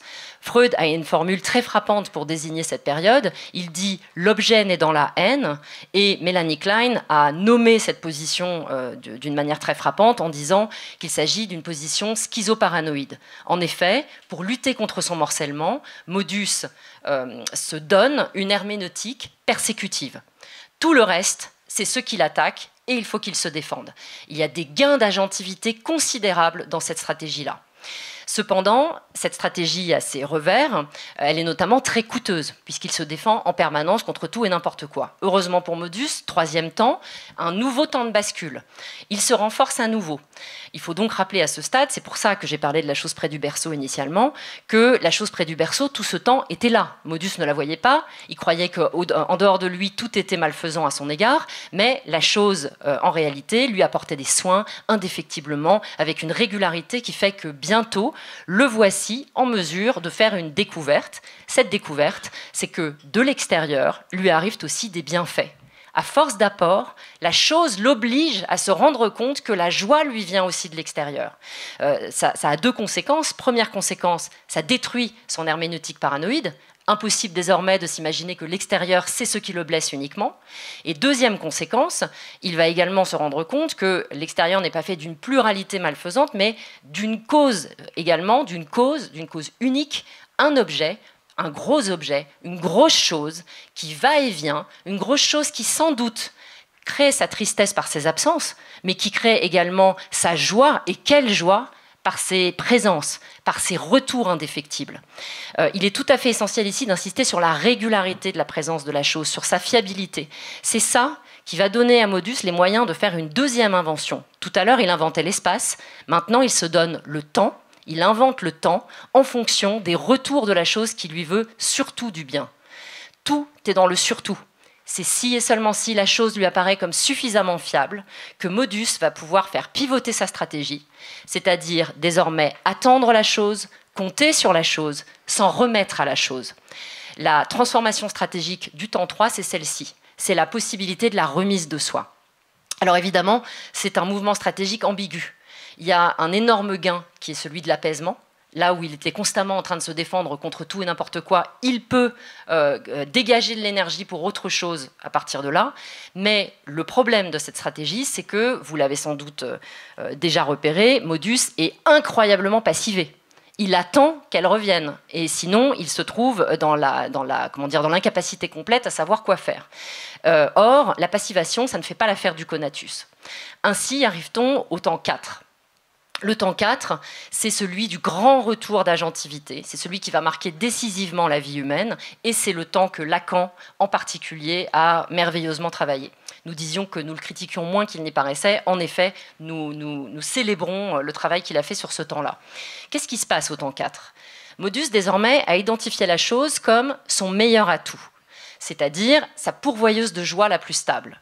Alors, il en fait sa grande affaire imaginaire. Il en fait sa grande affaire imaginaire, il la scrute, il l'attend, et à nouveau, il découvre quelque chose à son corps défendant. Que découvre-t-il cette fois-ci ? Que la chose a des motions à elle, que Modus ne pouvait pas anticiper projectivement, contrairement à son habitude, puisque jusque-là, Modus n'avait que ça pour se figurer le monde, la projection. Alors il ne peut pas anticiper ce qu'elle va faire, et ça le force à constater que la chose a des désirs qui sont parfaitement énigmatiques pour Modus. La chose, en un mot, n'est pas une chose, c'est un autre avec une majuscule. La chose est un autre et son système de visée est un système de visée propre. Nous disons qu'elle est une idiotélie, ça fait partie des concepts qu'évoquait Mathieu. Idiotélie, idiot pour propre, télos pour visée, elle a ses visées propres. Ainsi, Modus comprend-il que cet autre a un système de visée qui n'est pas superposable aux siennes, sauf à quelques intersections près. Précisément, les intersections vont devenir le lieu, la direction de la nouvelle stratégisation du temps 4. Si la chose a des désirs, si l'autre, a des désirs que Modus ne connaît pas, il faudra les connaître, il faudra les cerner, il faudra s'en emparer, s'y insérer, les faire jouer en sa faveur. Autrement dit, Modus va s'engager dans un énorme effort pour devenir le prestataire de services amoureux parfait, en quelque sorte, ou alors un expert en propitiation. Le temps 4 est celui d'un affect particulier que Spinoza nomme gloire, c'est-à-dire l'affect qui consiste à vouloir être regardé avec amour par l'autre. C'est ça, désormais, dont il s'agit. Ça propulse Modus dans une stratégie qu'on pourrait dire de proto-gouvernementalité. Il faut conduire la conduite de l'autre, faire des choses pour que l'autre revienne, faire des choses pour rester dans les bonnes grâces de l'autre. C'est ça, le grand renversement qui se produit dans le temps 4. Alors, une grande enquête commence. Désormais, il faut savoir à quoi ressembler pour plaire à l'autre. Il faut savoir quoi faire, quels exploits lui apporter pour pouvoir le satisfaire. Cette grande enquête sera le cadre de 2 autres rencontres cruciales. Nous sommes toujours chez Lacan. 2 autres rencontres. La première, le langage, qui sera le lieu de dissémination du plus grand nombre d'indices sur le désir de l'autre. Et la deuxième, le miroir, comme étant le réservoir d'images que Modus s'imagine désignées par l'autre comme étant les images auxquelles s'identifier pour rayonner à ses yeux. Alors, pour faire une petite halte à cet endroit-là, cette stratégie, la stratégie du temps 4, c'est celle que Modus vit comme son plus grand moment de propulsion, mais c'est celle aussi qui nous apporte toutes les réponses aux 2 questions que nous posions tout à l'heure. La question de Spinoza, comment peut-on lutter pour sa servitude comme s'il s'agissait de son salut? Voici la réponse. Modus retrouve une agentivité extraordinaire qu'il n'a jamais eue, alors qu'il est en train de s'asservir aux visées de l'autre. Première réponse. Deuxième réponse, il s'asservit comment? Il s'asservit en imaginant ce que l'autre peut vouloir. Ce qui signifie que nous avons à présent la réponse à Freud. Comment peut-on adopter une attitude aussi désavantageuse à l'égard de la vie? Réponse, en s'agençant selon ce qu'on imagine que l'autre peut vouloir. Ainsi nous est donné le paysage de la manière humaine. C'est pour ça que Lacan a fait un travail exceptionnel. C'est vraiment la misère des humains que d'entièrement se stratégiser autour d'imaginations qu'ils se font du désir de l'autre.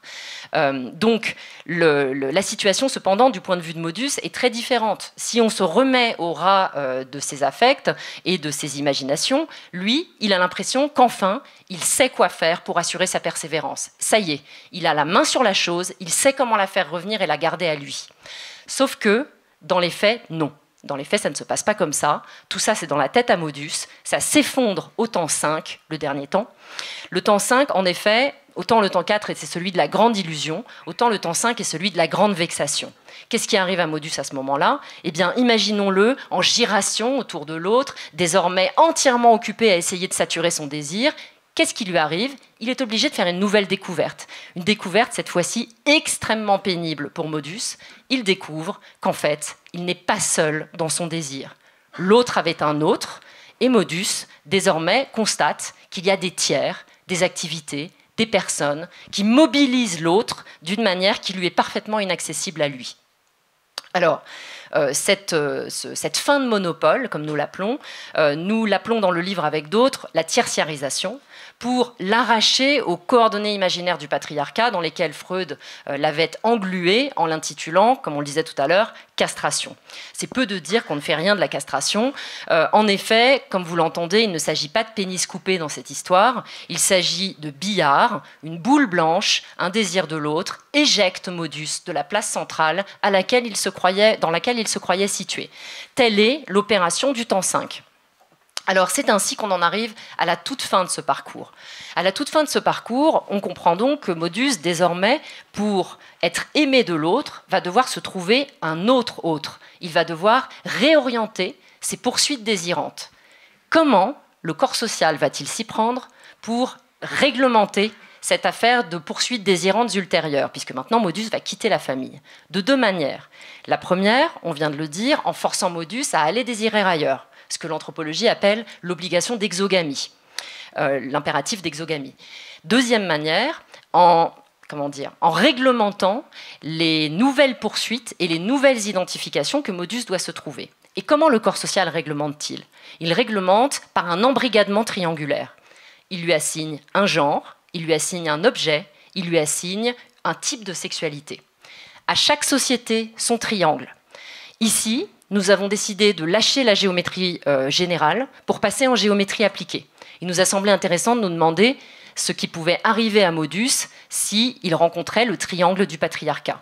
Le triangle du patriarcat qui se conçoit comme tel, 2 genres, homme ou femme, le genre femme subordonné au genre homme, et l'impératif, l'obligation ou la prescription d'hétérosexualité.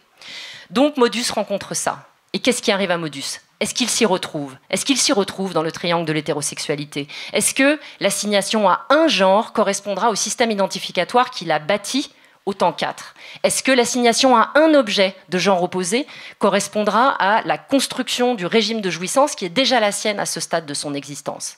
Telles sont les questions de la toute fin de la vie de Modus. Et parce qu'on voit bien ici qu'il peut y avoir, c'est une énorme litote, des tensions, des conflits considérables entre ce que le mode a construit comme nécessité de persévérance et ce que le corps social veut lui imposer. Des tensions, je prends simplement un exemple.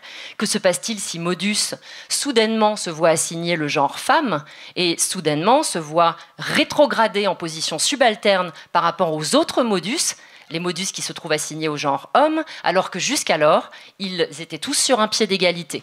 Est-ce que tout ça va bien se passer? Comment se réagence-t-il? Donc ce sont certaines des questions que nous posons. Et question connexe, comment les transformations de l'ordre symbolique vont-elles influer sur ces remaniements stratégiques de modus? Car contrairement aux lacaniens, là ça fait partie des points de discussion sérieux, nous ne sommes pas d'accord avec l'idée d'un ordre symbolique immuable. L'ordre symbolique vit, l'ordre symbolique se transforme. Et précisément, pour cette histoire d'embrigadement triangulaire, les triangles peuvent se resserrer ou se desserrer. Et ça fait toute la différence d'un monde, bien entendu. En ce moment même, nous assistons à un resserrement du triangle. Je prends pour exemple une chose dont tu me parlais, Natacha, lundi, qui a frappé tout le monde, les remarques de Mark Zuckerberg lorsqu'il a décidé de changer sa politique de modération de Facebook et d'autoriser les insultes envers les femmes, envers les trans et envers toutes les minorités en général. Je cite la raison de cette modification. Certaines entreprises manquent d'énergie masculine. Elles ont été castrées par les énergies féminines. Une déclaration, je crois, qui suffit à montrer qu'un ordre symbolique, c'est un conflit de force. D'un conflit de force dans lequel certaines veulent transformer l'ordre symbolique du côté du desserrement et de son remaniement, et d'autres se cramponnent à leur siège pour essayer d'empêcher que quoi que ce soit se produise. Voilà, c'est aussi pour ça qu'on en est passé par toute cette narration. C'est pour, comme l'a dit Frédéric tout à l'heure, repositiver, pas au sens de l'optimisme, mais au sens de permettre de regarder les choses dans leur déroulement et de mieux comprendre à quel endroit on se fait attraper par les logiques du corps social. Voilà. Ça va? Alors vous me résumez tout ça. Allez hop. Bon, je vais faire un peu juste une histoire comme ça. Une fois, j'étais comme ça dans pareil à l'hosto, et puis j'étais avec un patient comme ça, et puis on était en train de manger, et puis alors il y avait un type en blouse blanche qui était complètement énervé parce qu'il fallait que les couverts soient comme ci, soient comme ça, etc. Et le gars avec qui je mangeais, qui était passablement bien ailleurs, il le regarde et il lui dit « Trop d'ordre, ça fait désordre. » Bon. Alors, du coup, la dernière partie du livre, ça parle un petit peu de cette affaire-là d'ordre. Alors, elle s'appelait symbolique politique. C'est toujours ça? Ça n'a pas changé. Ouf, c'est bon, ça va. Du coup, il y a un point hyper important que tu as commencé à évoquer, et c'est là-dessus qu'il faut un petit peu développer quelque chose. C'est vous distinguer l'ordre symbolique de un ordre symbolique. Et vous appelez ça, il y a les forces de l'ordre symbolique, c'est pas mal. Et il est vrai que le structuralisme a eu ce défaut d'instituer, enfin de penser les relations entre des objets, le symbolique, l'État, le père, la mère et tout ce bordel, sans rien dire de qu'est-ce qui les institue, ces objets. En tout cas en disant peu. Et finalement, c'est un petit peu ce geste que vous pensez autour de un ordre symbolique, c'est qu'est-ce qui fait que l'ordre va s'instituer comme ça, et donc il est là aussi situé. Et là, vous êtes assez raide, et à mon avis, il faut l'être, avec un ordre transcendantal là, qui nous tomberait dessus, alors soit parce qu'on va à la messe, soit parce qu'on va en manif et puis qu'on se fait gazer. Donc c'est deux figures de l'ordre qui vous tombent dessus. Et du coup, vous avez commencé à l'évoquer tout à l'heure là, dans le début de la présentation, comment s'articule cette question du singulier et du collectif, c'est-à-dire du social historique, comment ce qu'on prend comme étant un ordre institué et au fond immuable, il va falloir même le politiser, parce que le gros problème de tout un tas de psychanalyse, il n'y a pas que la psychanalyse lacanienne, il y en a d'autres, c'est précisément nous faire passer un ordre pour l'ordre universel, connu de tout temps, etc. Et du coup, s'il est nécessaire de nous sortir des pièges encore actuels, des dérives structuralistes, mais pas que, parce qu'il y a aussi toutes les dérives oedipianisantes, etc., qui dépolitisent et essentialisent, est-ce que vous pourriez nous dire, selon vous, à partir de quoi se fabrique ou s'institue un ordre symbolique?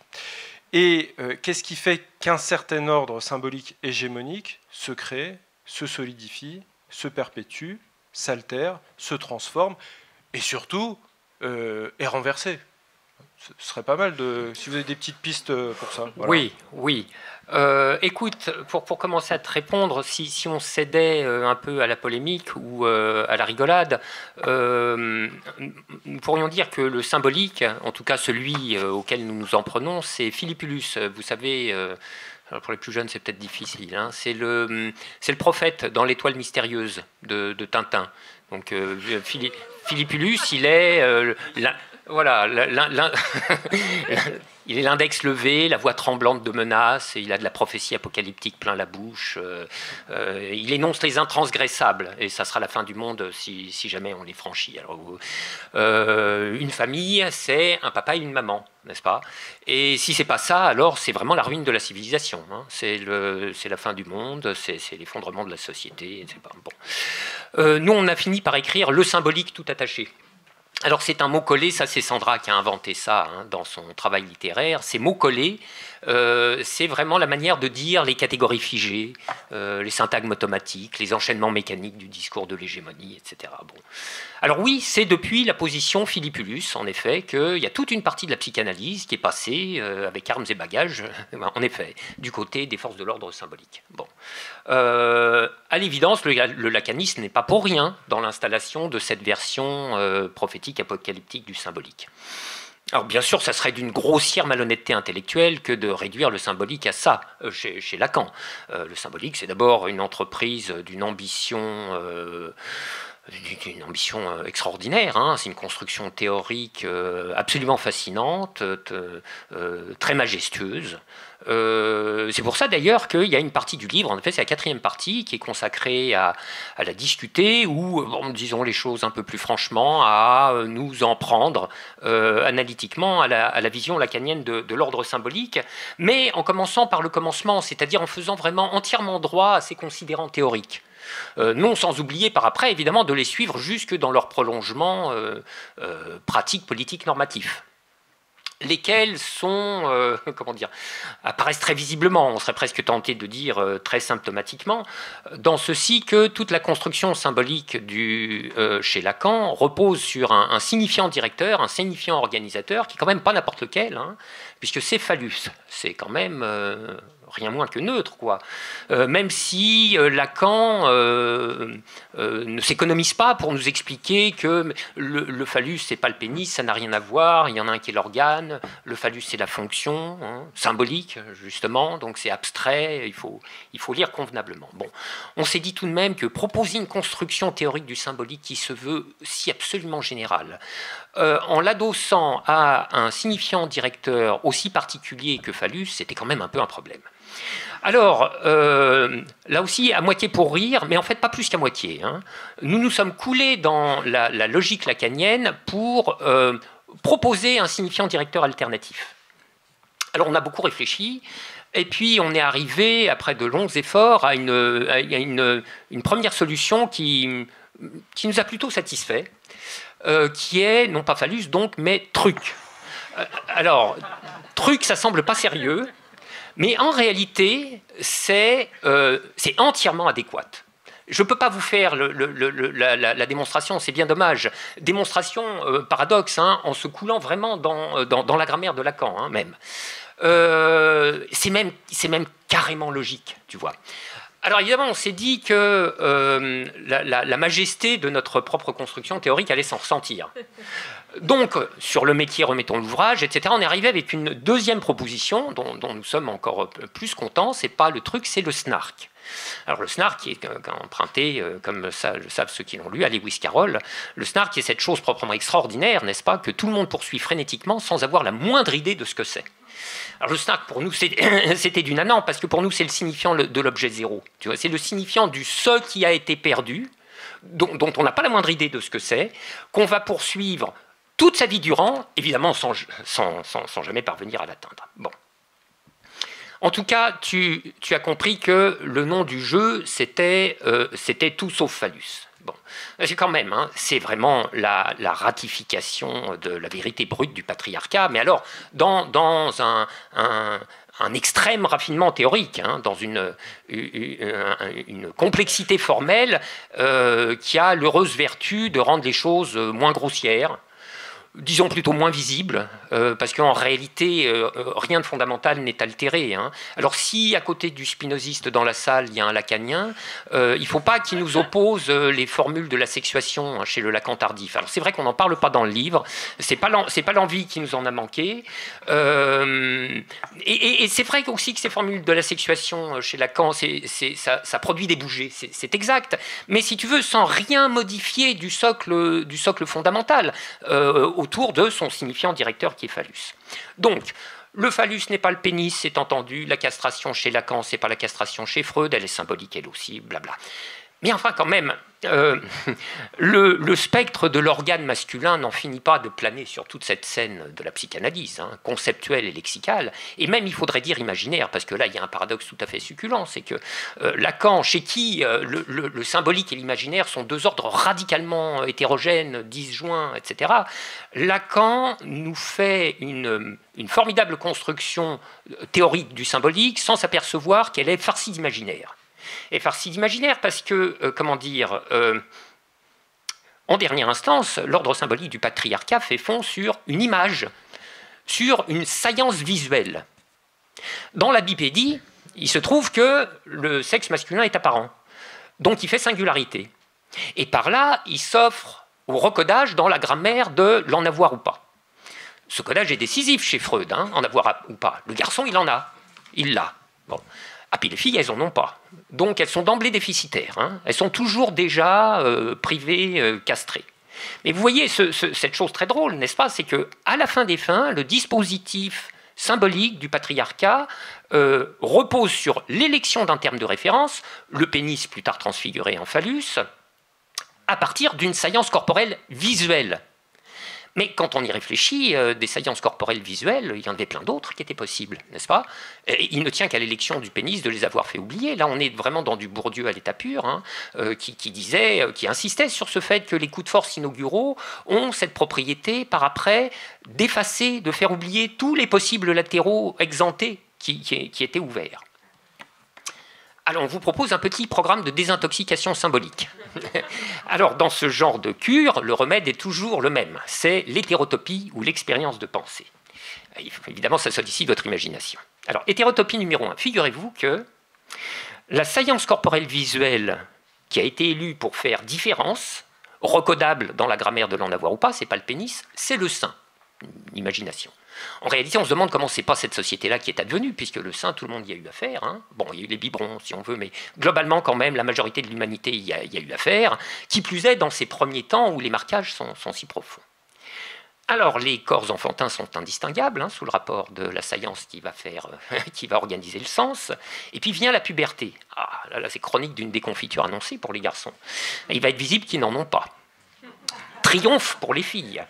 Alors, elles l'ont. Elles les ont même, tu vois. Donc, elles sont le plein, n'est-ce pas?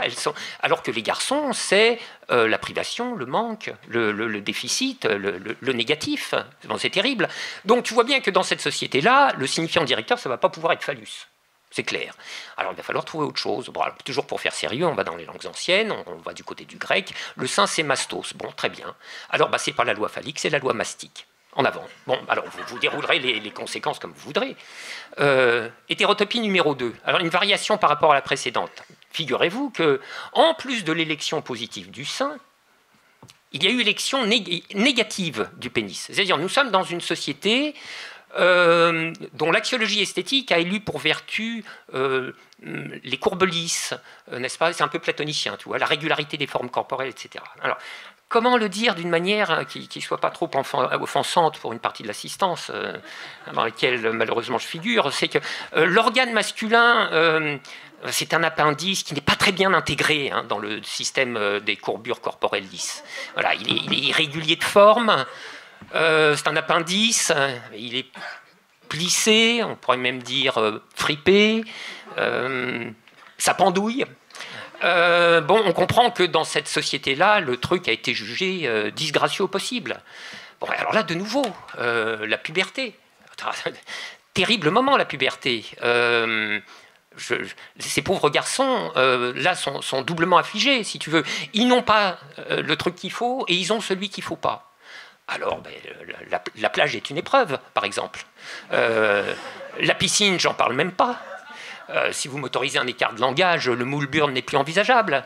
Donc en matière de vêtements, il va falloir privilégier l'ample, le flottant, enfin vous voyez, des choses comme ça. Donc c'est ça qui est bien avec les hétérotopies, ça fait surgir des mondes autres. Et ça nous convainc au possible de l'arbitraire et la contingence des ordres sociaux, des ordres symboliques. Donc c'est pour ça qu'on ne pouvait pas en rester à la vision lacanienne du symbolique. Alors effectivement, on refait tout. On refait tout sous une pluralité d'angles et de problématiques théoriques, dont l'une en particulier nous conduit à dire en effet que le symbolique est une construction fondamentalement politique, et qui même a le caractère d'une hégémonie. Le symbolique n'est pas la loi, grand L, gravée dans le marbre. Le symbolique est révisable. Pour en avoir l'intuition, il suffisait de retourner chez Pascal, hein, dans les pensées. Pascal écrit le meurtre, le larcin, le parricide, l'inceste, tout a eu sa place au nombre des vertus. Voilà. Donc le symbolique est révisable. Les sociétés retravaillent leur axiologie, elles retravaillent leurs rapports sociaux, même les plus fondamentaux, même dans leurs strates les plus profondes, celles que les contemporains jugeraient parfaitement inamovibles. C'est pourquoi, si nous disons que le symbolique est politique, puisqu'il est révisable, nous ajoutons qu'il n'est pas politique au sens ordinaire du terme. Et la différence, c'est les temporalités. La politique, au sens ordinaire, c'est le domaine de tout ce qui peut être remis en conflit, ressaisi par la discussion, donc révisé, modifié, en principe à tout instant. Et dans cette perspective-là, le cadre hiérarchiquement supérieur de cette discussion à tout instant, c'est le symbolique. Un cadre qui est, par construction, fixe pendant la rediscussion, mais qui n'est pas éternel pour autant. Voilà. Qui va varier, mais dans une autre temporalité. Donc le symbolique est politique, mais pas comme le politique ordinaire, et la différence, c'est les échelles de temps. Cette clause de temporalité est très importante pour contrer l'objection prévisible des lacaniens, qui vont nous dire « vous méconnaissez la spécificité du symbolique, vous le dissolvez entièrement dans le politique ». Et pour cause, eux, ils n'ont pour conception du politique que le politique ordinaire, et nous, on a la clause des temporalités, puisque c'est ça la différence. Le symbolique, c'est l'indiscutable de court, moyen et même long terme, mais le révisable du très long terme. Bon, il a été question, là c'était dans T5 de la vie de Modus, il a été question de la construction des genres et de leurs rapports. On sait depuis combien de temps dure celle qui est connue sous le nom de patriarcat. Bon, si ce n'est pas un ordre symbolique, ça qu'est-ce que c'est? Et combien elle a été naturalisée par le très long terme de son invariance apparente. Bon. À tort, c'est ce que nous découvrons depuis un moment déjà. On pensait, comme dirait l'autre, qu'une femme est une femme, donc un homme, un homme. Et effectivement, les contemporains jugeaient qu'il était inconcevable, inimaginable qu'il en aille autrement. Sauf qu'à un moment, l'inimaginable commence à advenir. Et c'est ça qui ruine les prétentions à l'universel de le symbolique, façon le phallus. Tu vois? Bon. Alors, tu poses la question de savoir, mais c'est quoi les processus qui pilotent ces changements, etc. C'est une question immense. Enfin, là, il faudrait un 3e tome, quoi, quasiment. Donc, je termine en disant juste une petite chose. La psychanalyse, spécialement lacanienne, a beaucoup fait pour asseoir l'idée que les psychotiques étaient des réfractaires, involontaires sans doute, hein, de l'ordre symbolique. Ils l'ont forclos, comme on dit. Ce qui est étonnant, c'est la vitesse à laquelle l'énoncé s'est mis à fonctionner en sens inverse. Les réfractaires de l'ordre symbolique sont des psychotiques. Vous voulez fonder une famille homoparentale, transitionner, récuser l'assignation de genre, oulala, vous vous engagez sur les voies de la perdition psychotique. Bon, eh bien, c'est pas facile de refaire de la politique, du symbolique ici, hein, dans ces conditions-là, sous le coup d'assignation psychotique. Et cette politique-là, comme la politique ordinaire d'ailleurs, on ne la refait qu'à plusieurs, et en contestant la norme avec d'autres, et ceci en toute connaissance de cause commune, n'est-ce pas? Un homme, dans les coordonnées de la perception hégémonique, hein, du patriarcat, un homme qui dit « Je ne suis pas un homme. Ce n'est pas une pure expérience de pensée. Moi, j'ai un épisode en tête à ce sujet. Peut-être certains d'entre vous l'ont vu. Un homme qui, tout seul, dit « je ne suis pas un homme », c'est un insensé. Des hommes qui disent simultanément et parallèlement « je ne suis pas un homme », mais sans se rejoindre dans une cause commune, ce sont des insensés parallèles. Mais s'ils se rejoignent dans leur revendication de ne pas être un homme, et qu'ils se rejoignent en toute connaissance de cause commune, alors là, ils font de la politique. Ils font de la politique du symbolique, et il n'est plus possible de dire que ce sont des insensés, alias des psychotiques. Alors évidemment, la cause commune doit se trouver ses conditions de possibilité et de félicité minimale, parce que c'est atroce d'aller contre la multitude qui est le soutien, j'allais dire actif ou passif de l'hégémonie symbolique. Alors il faut se trouver une petite multitude. Une petite multitude où on se consolide ensemble. C'est ce qu'on a appelé un syndicat de consistance mutuelle. Et c'est à partir de ces petites multitudes de survie et de résistance que seulement on peut imaginer aller à l'assaut de la grande. Voilà. Mais pour le détail de la réponse à ta question, ça sera plus tard, ça aussi. Pardon. Merci.